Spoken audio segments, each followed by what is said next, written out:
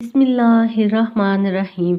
अस्सलाम वालेकुम वीवर्स, कैसे हैं आप? उम्मीद करती हूँ खैरियत से होंगे। आज इस टॉपिक के बारे में हम बात करेंगे, वो है हजूर सल्लल्लाहु अलैहि वसल्लम को जो दो तोहफे अता किए गए। मेराज हजूर सल्लल्लाहु अलैहि वसल्लम को जो अता हुआ वो दूसरा बड़ा मौजज़ा है। सबसे पहले जो अता हुआ वो कुरान पाक है। मौजज़ा ऐसे अमर को कहते हैं जो अक्ल इंसानी को आजिज़ कर दे और उसकी नज़ीर लगाना मुमकिन ना हो। ऐलान नबूवत के बाद नबी सल्लल्लाहु अलैहि वसल्लम से सादर जो हुआ, ये बात भी जहन में रखें कि हर दौर में जो मौजज़ा दिया गया वो उस दौर की मुताबिकत में दिया गया। हज़रत दाऊद अलैहिस्सलाम का ज़माना था, इस वक्त लोहे की सनत का दौर था। लोहे को गर्म किया जाता, फिर नरम किया जाता, फिर इसकी चीज़ें बनाई जाती।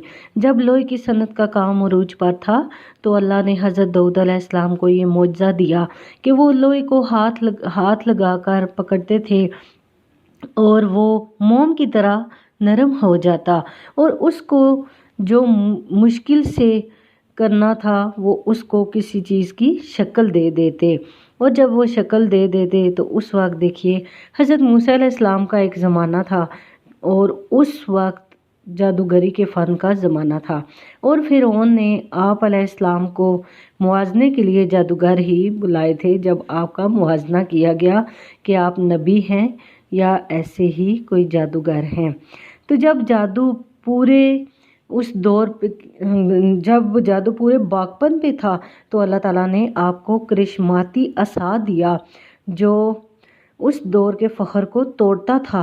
कभी छोटा हो जाता, कभी बड़ा हो जाता, और कभी पत्ते झाड़ते, कभी टेक लगाकर उसके साथ खड़े हो जाते, और ज़रूरत पड़ती तो वो अस्ता भी बन जाता, और फिर जब सिमट जाता था तो फिर असा बन जाता। वो जादू को फ़ख्र को तोड़ने वाला था। इसी तरह मिस्र के बाज़ारों में जब हुस्न के करिश्मे लूट रहे थे और एक से बढ़कर एक हसीन लोगों पर हमला आवर हो रहा था, तो अल्लाह के नबी ने हज़रत यूसुफ अलैहिस्सलाम को मौजज़ा हुस्न देकर भेजा, और आपके जब हुस्न का चिराग जला तो सारे दिए बुझ गए। सुभान अल्लाह। और जिन्हें नाज था अपने हुस्न पर वो उंगलियां काटते रहे। इसी तरह हज़रत ईसा अलैहिस्सलाम का ज़माना तिब्बे यूनानी का ज़माना था। हर मर्ज़ की तशख़ीस और इलाज के तिब के लिए यूनानी ने दरियाफ्त कर लिया था। सिर्फ 3 मर्ज़ों का इलाज उस वक्त मौजूद नहीं था यूनानी तिब में जो नहीं हो सकता था। अंधे की आंखों को बिनाई दे देना, कोढ़ के मर्ज़ वाले का कोढ़ दूर नहीं कर सकते थे, और तीसरा इनके पास मौत का इलाज नहीं था। तो अल्लाह ताला ने हज़रत ईसा अलैहिस्सलाम को तिब के दौर में भेजा और इन तीनों मर्ज़ों के इलाज देकर भेजा। जब आप नबीना की आंखों में उंगली रखते तो रोशनी उतर आती, कोढ़ वाले के जिस्म पर हाथ फेरते तो शिफा हो जाती, और जब मुर्दे के जिस्म पर हाथ मारते तो वो उठकर बातें करने लगता। सुभान अल्लाह। तमाम अंबिया अलैहिस्सलाम की तारीख़ पढ़ लें, इस दौर का सारा गुज़रा हुआ ज़माना देख लें, फिर नबी को दिया हुआ मौजज़ा देख लें, मुताबिकत कर लें कि आपको ऐसा ही मिलेगा जिस दौर में जिस चीज़ का दौर था। इसके हिसाब से हर नबी को मौजज़ा दिया गया।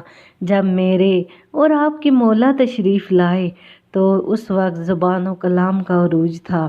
शाहिर, अदीब, सुखनवर पाए जाते थे, और जब सबसे बड़े सुखनवर बढ़ चढ़ कर बोल रहे थे तो अल्लाह ताला ने अपने महबूब नबी सल्लल्लाहु अलैहि वसल्लम को कुरान पाक का मौजज़ा अता किया, और फिर चैलेंज दिया कि लो इसकी मिसल एक सूरत तो बनाकर लो, ऐसी सूरत तो बनाकर लाकर दिखा दो।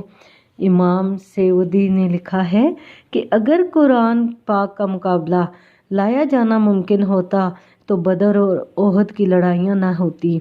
आसान काम था, कुरान का मुकाबला कर लेते, चैलेंज कबूल कर लेते, 3 आयात पर मुश्तमिल एक सूरत ही ले आते, लेकिन नहीं ला सके। किसी के अंदर इतनी हिम्मत ही नहीं थी कि कुरान पाक जैसी कोई सूरत ला सकें। हजूर सल्लल्लाहु अलैहि वसल्लम का दौर मुख्तसर नहीं था।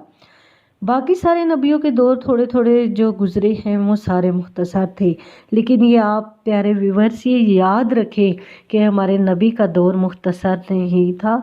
ये याद रखें آپ باقی نبیوں کے دور سے آپ کا دور اس طرح مختصر ضرور تھا، لیکن اب قیامت تک کا دور صرف میرے حضور ہی کا ہے صلی اللہ علیہ وآلہ وسلم۔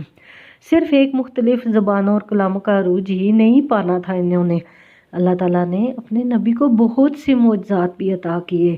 ہر دور میں حضور صلی اللہ علیہ وسلم کی معجزات کی ایک فہرست بھی دیکھ لیجئے، جو ہر دور کے فخر کو حضور صلی اللہ علیہ وسلم کا کوئی نہ کوئی معجزہ توڑتا دکھائی دیتا ہے۔ لیکن دو دور حضور صلی اللہ علیہ وسلم نے انتہائی اہم گزارے، ان کے لیے انتہائی اہم ہے۔ جب حضور صلی اللہ علیہ وسلم تشریف لائے، اور دوسرا قرب قیامت کا زمانہ جب تشریف لائے تو اس وقت زبان و کلام کا عروج تھا، قرآن پاک عطا کیا گیا۔ قرب و قیامت میں سیاسی ارتقاء کی کہانیاں چھیڑتی تھیں اور لوگوں نے چاند پر جانے کی بات کرنی تھی، مریخ میں سفر کی تیاریاں ہونی تھیں، اور دوسرا بڑا معجزہ معراج دیا کہ سائنس والے الٹی چھلانگیں بھی لگاتے تو پھر بھی وہاں تک ان کا تخیل بھی نہیں پہنچ سکتا جہاں محمد عربی صلی اللہ علیہ وآلہ وسلم کے قدم پہنچے۔ کوئی حد ہے ان کے عروج کی ہی، بلغ العلا بکمالہ، بلغ العلا بکمالہ، کشف الدجی بجمالہ، حسنت جمیع خصالہ، صلو علیہ وآلہ۔ پہلا سفر مسجد الحرام سے لے کر مسجد اقصیٰ تک براق پر حضور صلی اللہ علیہ وسلم کا سفر تھا۔ جہاں اس کی نظر جاتی تھی وہاں اس کا قدم جاتا تھا۔ میرے اور آپ کے 5 فٹ یا 5.5 فٹ کے وجود میں 2 آنکھیں نور ہیں، اور وہ بھی ساری نور نہیں، اس میں 2 سیاہ دائرے ہیں، اس میں 2 مہین سے نقطے ہیں، ان میں روشنی ہے، اور کتنی روشنی ہے کہ میں نظر اٹھاؤں تو دوسرے آسمان کے ستارے دیکھ لیتا ہوں۔ 6.5 فٹ 5 فٹ کے وجود میں 2 باریک سے نقطے ہیں، اور وہ نور اتنا ہے کہ آسمان کے ستارے دیکھنا ممکن ہے، تو جو پاؤں کی ایڑی سے سر کی چوٹی تک نور تھا اس براق کا عالم کیا ہوگا۔ اور جہاں اس کی نظر جاتی تھی وہاں اس کا قدم جاتا تھا۔ اس نے تو پہلا قدم اٹھایا ہی ہوگا تو مسجد اقصیٰ تک پہنچ گیا ہوگا، اور حضور اس پر سوار ہوئے ہوں گے، اور جو ایک عام سے جہاز میں 900 کلومیٹر یا 800 کلومیٹر کی بھی رفتار سے چلتا ہے تو اس کا کوئی مقابلہ نہیں کر سکتا۔ کسی کی ہمت نہیں ہوتی کہ اس کی ننگی پشت پر بیٹھ جائے جو عام سے جہاز چلتے ہیں۔ تو دیکھیے، جو کروڑوں میل فی سیکنڈ کی رفتار سے چلتا ہے، اس براق کی ننگی پشت پر بیٹھنے والے شاہ سوار کی عظمت کو سلام کرنے کو جی نہیں چاہتا۔